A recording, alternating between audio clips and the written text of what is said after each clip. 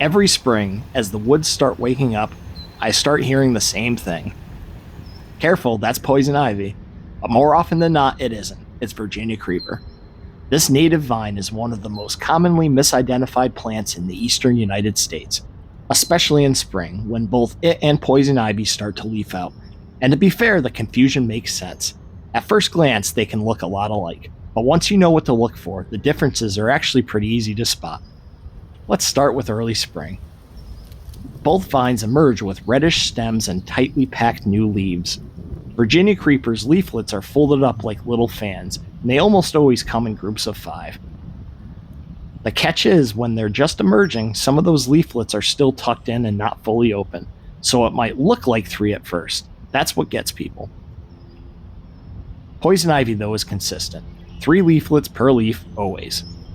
Its new growth is often shiny and reddish too, which doesn't help the confusion, but once those leaves start to spread out, you can usually tell them apart. Virginia creeper, 5 leaflets, poison ivy, 3. Easy, right?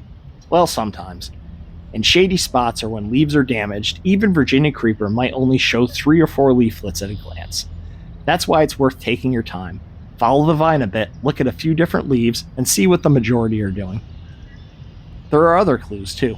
Virginia creeper's leaflets are longer and thinner, with finely toothed edges and a matte, papery look.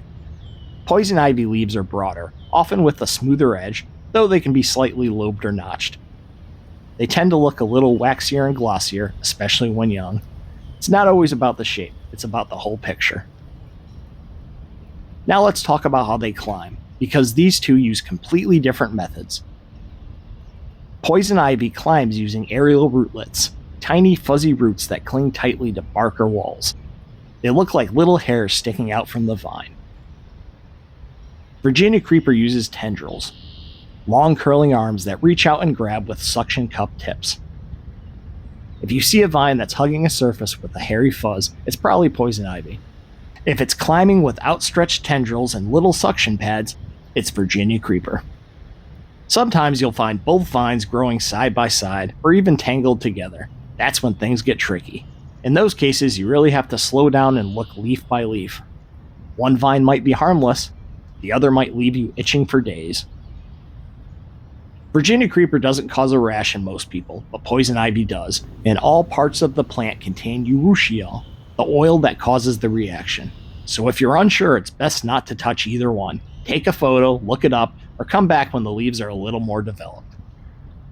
By late spring, Virginia creeper really takes off. Its leaves are fully formed, it's climbing fast, and you might even spot tiny greenish flowers starting to form. These will eventually turn into dark blue berries, important food for birds, though mildly toxic to humans. And while we're focused on spring today, I can't help but give you a glimpse of what's coming. In fall, Virginia creeper puts on one of the best shows in the forest. Flaming red leaves spilling over stone walls and tree trunks. Poison ivy turns red too, but Virginia creeper steals the spotlight.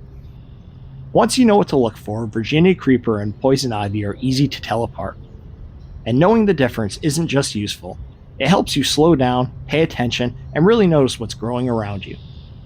So next time someone says, "Watch out for that poison ivy," take a closer look. It might just be Virginia creeper doing its springtime thing. Thanks so much for watching. If you enjoyed this video, please consider liking and subscribing. But either way, get out there and see what you can see.